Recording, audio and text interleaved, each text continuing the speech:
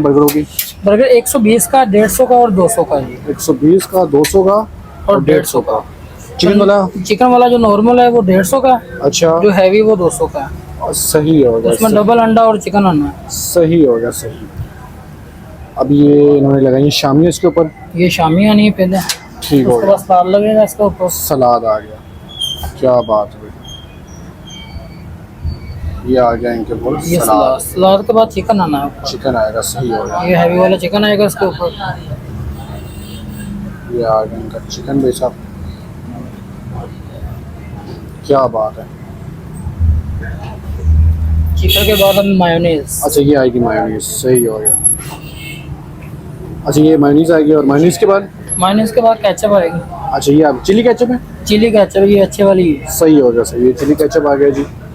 और उसके बाद लगेगा बर्गर पीस उसके इसके ऊपर।